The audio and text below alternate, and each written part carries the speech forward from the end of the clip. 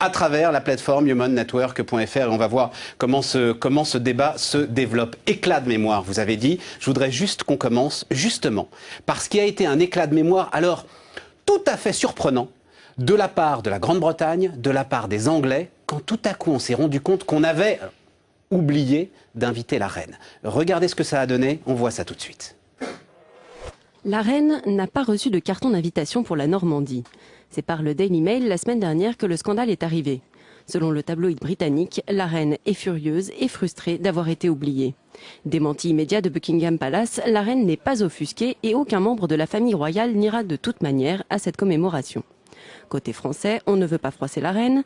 Le porte-parole du gouvernement affirme qu'elle est naturellement la bienvenue, mais rappelle tout de même que c'est aux Britanniques de décider de leur représentation et qu'au départ, cette cérémonie devait être franco-américaine. L'affaire prend de l'ampleur quand les États-Unis justement s'en mêlent. Lundi, le porte-parole de la Maison-Blanche laisse entendre que le gouvernement américain s'active pour que la reine assiste aux commémorations. Le lendemain, la polémique prend fin. Le prince Charles participera au 65e anniversaire du débarquement. Au final, cet après-midi, il y avait 2 représentants anglais en Normandie, le Premier ministre Gordon Brown et le prince Charles, mais pas la reine d'Angleterre. Elle est pourtant le dernier chef d'État en vie à avoir porté l'uniforme pendant la Seconde Guerre mondiale. En 1944, à 17 ans, elle avait rejoint l'armée de réserve comme conductrice de camion. Voilà, alors ça c'est la vision, j'ai presque envie de dire très statique des choses, mais regardez, il y a eu des éditoriaux dans la presse britannique, justement autour de cette histoire, et il y en a un qui s'affiche là, alors c'est le Daily Mail.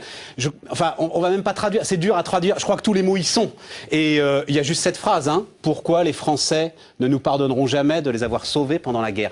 Comment est-ce que vous expliquez cet éclat de mémoire, justement, cette bouffée de nationalisme étonnant, Jean-Pierre Rioux?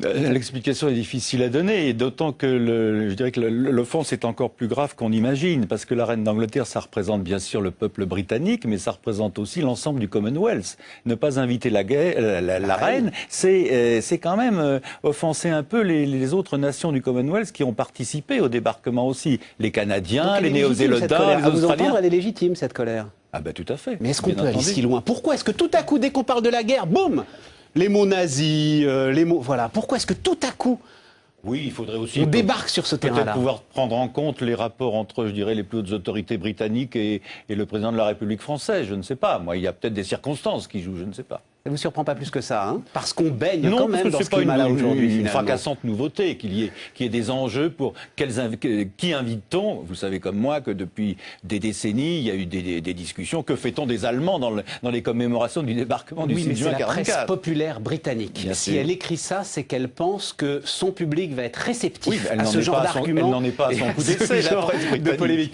On va se tourner vers les internautes qui partagent leurs idées avec nous. Je serais curieux de savoir, par exemple, Pierrick, puisque nous avons un professeur d'histoire, je serais curieux de savoir, Pierrick, si vous comprenez, si vous trouvez finalement normal et logique cette bouffée de colère, cet éclat de mémoire, j'aime beaucoup l'expression, Jean-Pierre Rioux, qui a touché les Britanniques. Oui, ça paraît évident, effectivement, ne pas inviter la reine d'Angleterre, qui, comme on l'a dit, est le dernier chef d'État vivant à avoir vécu la guerre, c'est une faute, oui, tout à fait. Mais alors, j'ai presque envie de retourner la question. Comment est-ce qu'on a pu commettre une telle faute, Pierrick, si c'est une telle évidence? Alors là, effectivement, il faudrait se tourner du côté des hommes politiques pour savoir pourquoi cet oubli. Est-ce qu'il est volontaire? Est-ce qu'il est involontaire? Oui. Mais vous comprenez, Pierrick, et alors je dois vous dire que je suis un petit peu surpris, mais voilà, j'ai des historiens et c'est pour ça que vous êtes là. Vous comprenez, vous aussi, que tout à coup, cet incident prenne une telle place et que tout à coup, on emploie de tels mots pour ce qui aurait dû rester un incident diplomatique? C'est un incident diplomatique, effectivement, mais comme les peuples ont été mis en cause ou ont été interpellés, il est évident que du coup, ça a peut-être un peu débordé, je dirais, le simple fait diplomatique. Bon, alors on va aller justement participer à cette journée de commémoration autour des cérémonies du débarquement. On va aller retrouver là-bas Julia Delage. Avec une question, Julia Delage, finalement, je me demandais si les anciens combattants, avec lesquels d'ailleurs vous avez passé quelques jours, si ces anciens combattants considéraient que c'était une journée qui leur appartenait, une journée de souvenir, ou s'ils voulaient justement en faire une journée de témoignage vers les générations suivantes. Julia, quels éclaircissements vous pouvez nous apporter?